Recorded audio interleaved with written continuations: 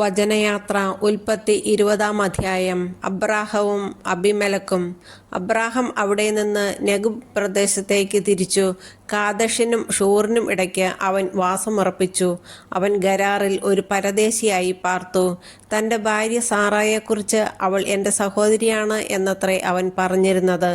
ഗരാറിലെ രാജാവായ അബിമേലെക്ക് സാറായെ ആളയച്ചു വരുത്തുകയും സ്വന്തമാക്കുകയും ചെയ്തു. ദൈവം രാത്രി സ്വപ്നത്തിൽ പ്രത്യക്ഷപ്പെട്ട് അബിമേലെക്കിനോട് പറഞ്ഞു, നീ സ്വന്തമാക്കിയിരിക്കുന്ന സ്ത്രീ നിമിത്തം നീ ഇതാ പിണമായി തീരുവാൻ പോകുന്നു. കാരണം അവൾ ഒരുവൻ്റെ ഭാര്യയാണ്. അബിമേലെക്ക് അവളെ സമീപിച്ചിട്ടില്ലായിരുന്നു. അവൻ ചോദിച്ചു, കർത്താവേ, നിരപരാധനെ അങ്ങ് വധിക്കുമോ? അവൾ എൻ്റെ സഹോദരിയാണ് എന്ന് അവൻ തന്നെയല്ലേ എന്നോട് പറഞ്ഞത്? അവൻ എൻ്റെ സഹോദരനാണ് എന്ന് അവളും പറഞ്ഞു. നിർമ്മല ഹൃദയത്തോടും കറയറ്റ കൈകളോടും കൂടെയാണ് ഞാൻ ഇത് ചെയ്തത്. അപ്പോൾ ദൈവം സ്വപ്നത്തിൽ അവനോട് പറഞ്ഞു, നിർമ്മല ഹൃദയത്തോടെയാണ് നീ ഇത് ചെയ്തത് എന്ന് എനിക്കറിയാം. എനിക്കെതിരായി പാപം ചെയ്യുന്നതിൽ നിന്ന് ഞാനാണ് നിന്നെ തടഞ്ഞത്. അവൻ്റെ ഭാര്യയെ തിരിച്ചേൽപ്പിക്കുക. അവൻ പ്രവാചകനാണ്.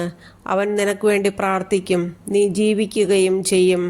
എന്നാൽ നീ അവളെ തിരിച്ചേൽപ്പിക്കുന്നില്ലെങ്കിൽ നീയും നിന്റെ ജനങ്ങളും മരിക്കും എന്നറിയുക. അബിമേലെക്ക് അതിരാവിലെ എഴുന്നേറ്റു സേവകന്മാരെയെല്ലാം വിളിച്ച് ഈ കാര്യങ്ങൾ പറഞ്ഞു. അവർ വളരെ ഭയപ്പെട്ടു. അനന്തരം അബിമേലെക്ക് അബ്രാഹത്തെ വിളിച്ചു പറഞ്ഞു, എന്താണ് നീ ഞങ്ങളോട് ഈ ചെയ്തത്?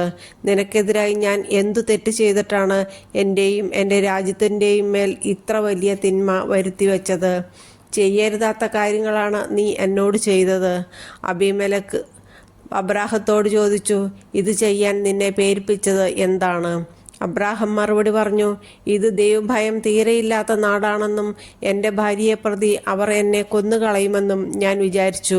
മാത്രമല്ല, വാസ്തവത്തിൽ അവൾ എൻ്റെ സഹോദരിയാണ്, എൻ്റെ പിതാവിൻ്റെ മകൾ.